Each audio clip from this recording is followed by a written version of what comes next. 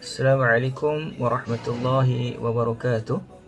Para pelajar yang dikasihi, para pelajar tahun 6, kita mulakan kelas kita dengan puji-pujian kepada Allah Subhanahu wa taala. Alhamdulillahirabbil alamin. Selawat serta salam kepada baginda Nabi Muhammad sallallahu alaihi wasallam. Allahumma salli wa sallim ala Muhammad wa ala ali Muhammad. InsyaAllah ta'ala kita akan meneruskan pelajaran tauhid kita bagi pelajar tahun 6 pada muka surat 51 daripada buku teks. Kita masuk kepada unit nombor 4 dalam tajuk Asma'ul Husna. Baiklah, pada hari ini kita akan mempelajari Asma'ul Husna Allah Subhanahu wa ta'ala, Al-Wahid, As-Samad, Al-Qadir, Al-Muqtadir dan Al-Muqaddim. Bagi sifat Allah Subhanahu wa taala yang pertama, kita mulakan dengan Al-Wahid, yang Maha Tunggal. Al-Wahid, yang Maha Tunggal, yang Maha Esa, yang Maha Satu-satunya dan tiada duanya, apatah lagi tiganya. Allah Subhanahu wa taala bersifat dengan sifat tunggal, ketunggalan, satu-satunya Allah Subhanahu wa taala, Tuhan sekalian alam, yang maha benar dan tiada lagi Tuhan selain daripada Allah Subhanahu wa taala. Mari kita bacakan firman Allah Subhanahu wa taala. A'udzu billahi minasyaitonir rajim. Wa ilahukum ilahun wahid. La ilaha illa huwar rahmanur rahim. Suratul Baqarah ayat 163, yang bermaksud, dan Tuhan kamu ialah Tuhan yang Maha Esa, tiada Tuhan yang berhak disembah selain dari Allah, yang Maha Pemurah lagi Maha Mengasihani. Nampak? Allah Subhanahu wa taala menyifatkan dirinya dengan sifat yang tunggal, satu-satunya Tuhan yang berhak disembah, yang layak disembah. Selain daripada Allah Subhanahu wa taala yang dikatakan sebagai Tuhan, maka dia tidak layak disembah. Seperti mana berhala-berhala yang disembah oleh orang-orang kafir, maka itu hakikat sebenarnya bukanlah Tuhan. Bukanlah Tuhan, kerana berhala-berhala yang diperbuat daripada batu itu tidaklah boleh memberikan mudarat ataupun manfaat ataupun apa-apa sahaja, kerana yang memberikan, yang menghidupkan kita, yang menciptakan alam ini dan membuat segala-galanya kepada makhluk hanyalah Allah Subhanahu wa taala. Untuk sifat yang kedua adalah As-Samad, yang maha diperlukan, yang menjadi tumpuan makhluknya, yang maha diperlukan. Kita bergantung hanya kepada Allah Subhanahu wa taala. Sebab itulah dia bersifat dengan sifat As-Samad. Firman Allah Subhanahu wa taala, A'udzu billahi minasyaitonir rajim. Allahus Samad. Surah Al-Ikhlas ayat 2, bermaksud Allah yang menjadi tumpuan sekalian makhluk untuk memohon sebarang hajat. Ingat, kita hanya memohon pertolongan dan perlindungan hanya daripada Allah Subhanahu wa taala. Kita tidak memohon perlindungan daripada kubur contohnya. Seperti mana yang kita tengok ada orang golongan yang meminta pertolongannya daripada kubur, meminta pertolongan daripada pokok, ataupun meminta pertolongan daripada selain daripada Allah. Ini adalah semua kesyirikan yang berlaku dalam masyarakat kita. Jadi kita sebagai orang Islam, insya-Allah taala ingin menjadi orang yang beriman sungguh-sungguh, kita hendaklah memusatkan segala bantuan dan juga pertolongan hajat kita hanya daripada Allah Subhanahu wa taala. Kita lihat pada sifat yang berikutnya adalah Al-Qadir, yang maha berkuasa. Allah Subhanahu wa taala bersifat dengan sifat Qadir, yang maha berkuasa, dan tiada kuasa yang melebihi daripada kuasa Allah Subhanahu wa taala. Kita bacakan firman Allah Subhanahu wa taala. A'udzu billahi minasyaitonir rajim. Qul huwal qadiru ala an yab'atsa 'alaykum 'adzaban min fawqikum aw min tahti arjulikum aw yalbisakum syi'an wa yudhiqa ba'dakum بأس بعد انظر كيف نصرف الآيات لعلهم يفقهون. Suratul An'am ayat 65 yang bermaksud, katakanlah, dialah yang maha berkuasa menghantar kepada kamu azab seksa bala bencana dari sebelah atas kamu atau dari bawah kaki kamu, atau ia menjadikan kamu bertentangan dengan berpecah belah, berpuak-puak, dan ia merasakan sebahagian daripada kamu akan perbuatan ganas dan kejam sebahagian yang lain. Perhatikanlah bagaimana kami menjelaskan ayat-ayat keterangan yang menunjukkan kebesaran kami dengan berbagai cara supaya mereka memahaminya. Nampak? Allah Subhanahu wa taala menzahirkan kekuasaan Allah Subhanahu wa taala dengan perkara-perkara yang berlaku di bumi ini. Kita lihat pelbagai bencana dan bala yang Allah Subhanahu wa taala timpakan kepada manusia, yang mana manusia ini sangat lemah dan tidak mampu untuk berbuat apa-apa untuk menghalang bala bencana daripada Allah Subhanahu wa taala. Maka oleh kerana itu, mengapa lagi manusia ingin sombong dan bongkak hidup di atas muka bumi ini? Kerana yang maha berkuasa hanyalah Allah Subhanahu wa taala. Kita masuk kepada sifat yang berikutnya adalah Al-Muqtadir, yang maha menentukan. Firman Allah Subhanahu wa taala, innal muttaqina fi jannatin wa nahar fi maq'adi sidqin 'inda malikin muqtadir. Suratul Qamar ayat 54 hingga 55 yang bermaksud, sesungguhnya orang-orang yang bertakwa ditempatkan dalam taman-taman syurga yang indah dan dekat beberapa sungai, di tempat yang sungguh bahagia di sisi Tuhan yang menguasai segala-galanya, lagi yang berkuasa melakukan sekehendaknya. Allah Subhanahu wa taala yang menentukan segala-galanya yang berlaku di bumi, di dunia ini dan juga di akhirat kelak. Segala yang telah berlaku, yang telah ditakdirkan oleh Allah Subhanahu wa taala, kita sebagai orang Islam hendaklah menerima dengan hati yang redha, dan jika berlaku ujian dan dugaan, hendaklah kita sabar, dan jika kita mendapat nikmat-nikmat daripada Allah Subhanahu wa taala, hendaklah kita bersyukur, kerana ini adalah sifat orang yang beriman. Orang Islam mesti ada sifat ni. Kalau Allah Subhanahu wa taala bagi ujian, Allah takdirkan, Allah tentukan kepada kita ujian dan kesusahan, lalu kita bersabar, Allah Subhanahu wa taala akan berikan ganjaran kepada kita, ganjaran baik di dunia dan akhirat. Dan sebaliknya, Allah Subhanahu wa taala berikan nikmat kepada kita dan kita tidak lupa diri, kita bersyukur kepada Allah Subhanahu wa taala, Allah Subhanahu wa taala juga akan berikan ganjaran yang baik kepada kita di kehidupan dunia dan juga akhirat. Baik, untuk sifat yang berikutnya adalah Al-Muqaddim, yang maha mendahulukan pada menentukan sesuatu ke atas makhluk. Allah maha mendahulukan. Allah jugalah pendahulu kita, segala-gala pendahulu. Sabda Nabi Muhammad sallallahu alaihi wasallam, Allahumma ighfir li ma qaddamtu wa ma akhartu wa ma asrartu wa ma a'lantu wa ma asraftu wa ma anta a'lamu bihi minni, antal muqaddim wa antal muakhir, la ilaha illa anta.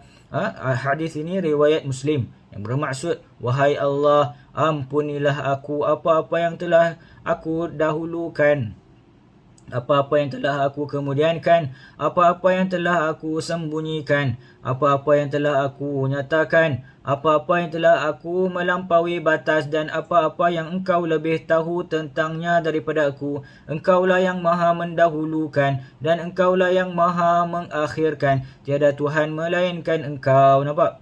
Jika kita rasa kita dah dahulukan satu perkara, sebenarnya Allah Subhanahu wa taala terlebih dahulu mengetahui tentang perkara tersebut.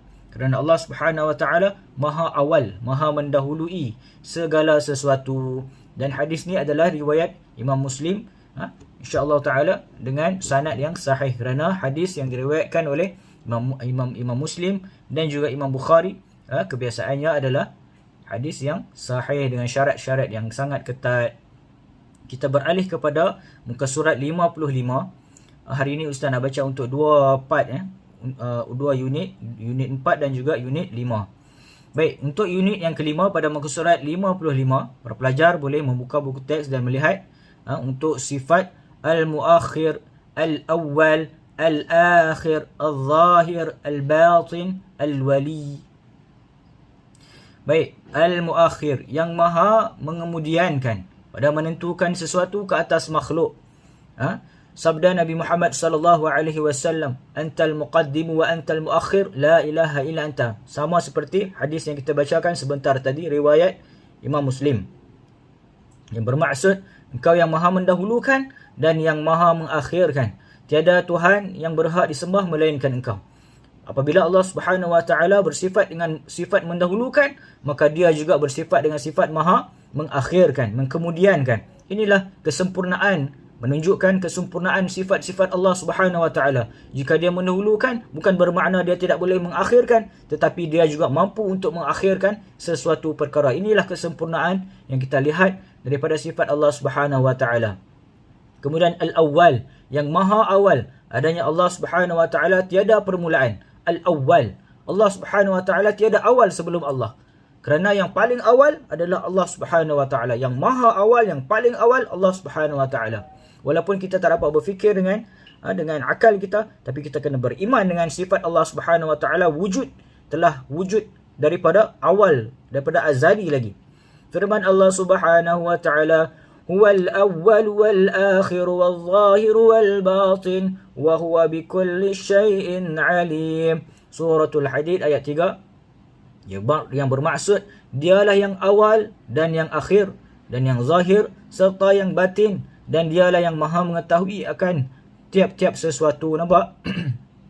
Allah Subhanahu wa taala seperti mana yang ustaz bagi tahu tadi, dialah yang awal, yang wujud di alam semesta ini, ataupun Allah Subhanahu wa taala dia tidak perlu pun kepada alam ini. Kewujudan Allah Subhanahu wa taala berdiri dengan sendirinya. Yang awal tanpa wujudnya masa, sebelum wujudnya masa, kerana masa itu sendiri adalah makhluk. Allah Subhanahu wa taala telah sedia wujud, dan Allah yang menciptakan masa itu. Dalam satu hadis yang diriwayatkan oleh Nabi sallallahu alaihi wasallam, pada hari kiamat kelak, masa itu sendiri akan disembelih oleh Allah Subhanahu wa taala. Masa itu nanti akan dijelmakan sebagai seekor kambing, dan Allah Subhanahu wa taala akan sembelih masa itu sendiri, dan tiada lagi masa di akhirat kelak. Sebab itulah orang yang masuk syurga akan diberikan nikmat selama-lamanya, dan orang yang masuk ke dalam neraka akan menerima siksa selama-lamanya. Tiada lagi masa, tiada lagi sistem masa. Inilah yang perlu kita fahami sungguh-sungguh dan betul-betul. Kemudian al-akhir, yang maha penghabisan. Adanya Allah tiada kesudahan. Allah Subhanahu wa taala dia yang maha habis. Dia yang awal, dia dah wujud dulu, dan dia yang maha habis. Dah tak ada apa dah selain daripada dia. Dia juga yang akhir. Inilah kesempurnaan sifat Allah Subhanahu wa taala. Dalilnya sama seperti dalil awal tadi, seperti mana yang telah ustaz bacakan. Al-Zahir, yang maha zahir, yang maha nyata, yang maha menang pada kebenaran perbuatan dan kewujudan dengan dalil. Dalilnya juga adalah sama seperti mana yang ustaz bacakan tadi, wal awwal wal akhir wal zahir wal batin wa huwa bikulli syai'in alim. Allah Subhanahu wa taala maha zahir, tiada yang lebih zahir daripada Allah Subhanahu wa taala. Kewujudannya sangat-sangat zahir. Dengan terciptanya alam ini, kita mengetahui bahawa sememangnya Allah Subhanahu wa taala itu benar-benar zahir, wujud nyata, bukan lagi fantasi ataupun rekaan semata-mata, kerana kewujudan Allah adalah benar belaka. Kemudian al-batin, yang maha batin, yang mengetahui segala yang batin. Allah Subhanahu wa taala mengetahui perkara yang zahir, yang nampak, dan Allah Subhanahu wa taala juga mengetahui perkara-perkara yang tidak nampak, yang batin. Allah mengetahui, dan Allah sendiri bersifat dengan sifat batin. Kita tidak nampak Allah Subhanahu wa taala dengan mata kasar di dunia ini, tetapi seperti mana yang dikabarkan oleh Nabi sallallahu alaihi wasallam, di akhirat kelak kita akan mendapat ru'yatullah, melihat Allah Subhanahu wa taala pada hari Jumaat di dalam syurga bagi orang-orang yang masuk ke dalam syurga dan beriman kepada Allah Subhanahu wa taala. Kemudian Allah juga bersifat dengan sifat wali, yang maha menguasai. Al-wali. Firman Allah Subhanahu wa taala, A'udzu billahi minasyaitonir rajim. له معقبات له معقبات من بين يديه ومن خلفه يحفظونه من أمر الله إن الله لا يغير ما بقوم حتى يغيروا ما بأنفسهم وإذا أراد الله بقوم سوءا فلا مرد له وما لهم من دونه من wal. Suratul Ra'd ayat 11 yang bermaksud bagi tiap-tiap seseorang yang ada malaikat penjaganya yang silih berganti dari hadapannya dan dari belakangnya yang mengawas dan menjaganya dari sesuatu bahaya. Dengan perintah Allah, sesungguhnya Allah tidak mengubah apa yang ada pada suatu kaum sehingga mereka mengubah apa yang ada pada diri mereka sendiri, dan apabila Allah mengkehendaki untuk menimpakan kepada sesuatu kaum bala bencana disebabkan kesalahan mereka sendiri, maka tiada sesiapa pun yang dapat menolak atau menahan apa yang ditetapkan itu, dan tidak ada sesiapa pun yang dapat menolong dan melindungi mereka selain daripadanya. Nampak tak sifat Allah Subhanahu wa taala Al-Wali, yang maha menguasai sesuatu apapun di dunia dan juga di akhirat kelak. Baik, Ustaz harap kamu semua dapat memahami sifat-sifat Allah Subhanahu wa taala yang telah Ustaz bacakan dan terangkan serba sedikit. Mudah-mudahan kamu mendapat kefahaman dan beriman sungguh-sungguh dengan segala sifat Allah Subhanahu wa taala yang telah Allah khabarkan melalui Al-Quran dan juga As-Sunnah. Kerana dengan kita beriman dan yakin kepada sifat-sifat Allah ini akan menambahkan lagi keimanan kita, akan menambahkan lagi amalan-amalan soleh kita di dunia ini sebagai bekalan kita di akhirat kelak. Baik, untuk sebagai kerja rumah kamu, Ustaz harap kamu dapat buat nota dengan ringkas mengenai apa yang telah kita belajar pada hari ini, dan jangan lupa untuk menyelesaikan aktiviti dalam buku inovatif kamu yang telah ada pada diri kamu, sehingga tajuk Asmaul Husna unit 5 ini. Unit 5 ini hari ini kita baca 2 unit, iaitu unit 4 dan juga unit 5. Kamu buat buku aktiviti itu daripada awal sehingga unit 5 ini. Baik, setakat itu dahulu aqulu qawli hadza wa nastaghfirullahal azim li wa lakum. Assalamualaikum warahmatullahi wabarakatuh.